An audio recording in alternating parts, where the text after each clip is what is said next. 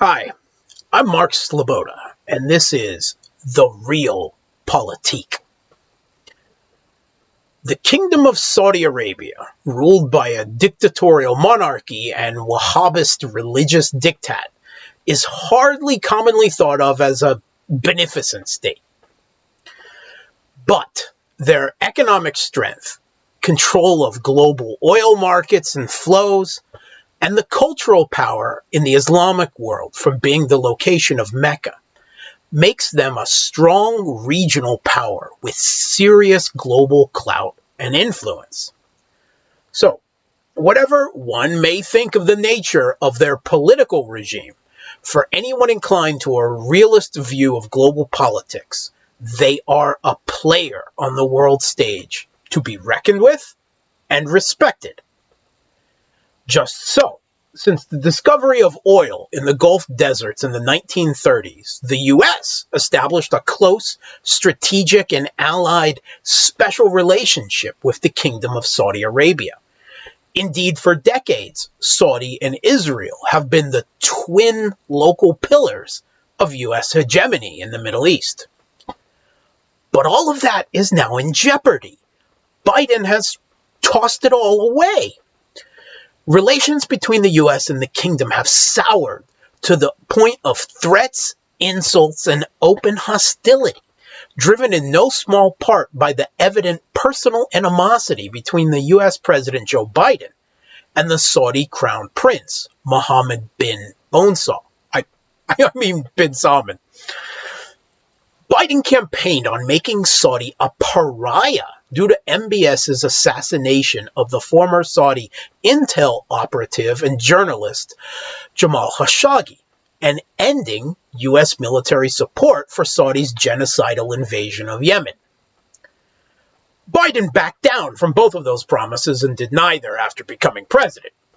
But MBS, it seems, took the rhetoric to heart and was further incensed by the Biden admin's half-hearted efforts to renew the JCPOA with Saudi arch-rival Iran. Now, Saudi has openly defied the U.S., according to the New York Times, betraying a secret deal with the Biden admin to increase oil production this autumn, which would have lowered gasoline prices and inflation in the U.S., aiding the Democratic Party's congressional election efforts. Saudi instead cut oil production in conjunction with OPEC and Russia, and even further specifically hiked prices for the U.S. MBS just threw Biden and the Democrats the finger. Saudi has also recently joined the Russia and Chinese-led SCO, Shanghai Cooperation Organization, as a dialogue partner, applied to join BRICS, proposed conducting energy business with China without the US dollar, and even started large purchases of Russian oil for domestic purposes, while selling their own oil on to the West for a big markup.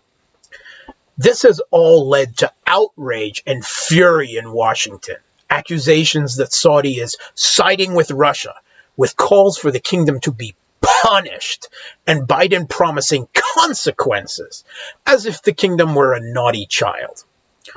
Saudi isn't siding with Russia, of course. Saudi is looking out after Saudi's national and economic interests.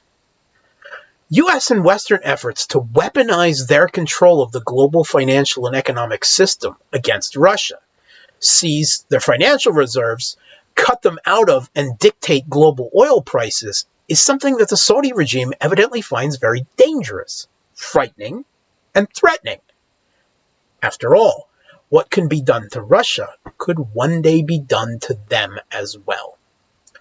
Saudi wants options, and they just may be considering that a multipolar world order ushered in by Russia and China that pays them due respect diplomatically, respects cultural, political, and societal differences, and rationally conducts normal business and geopolitics without the forced imposition of postmodern liberal ideology, might just be preferable to being a coddled but despised vassal of U.S. hegemony.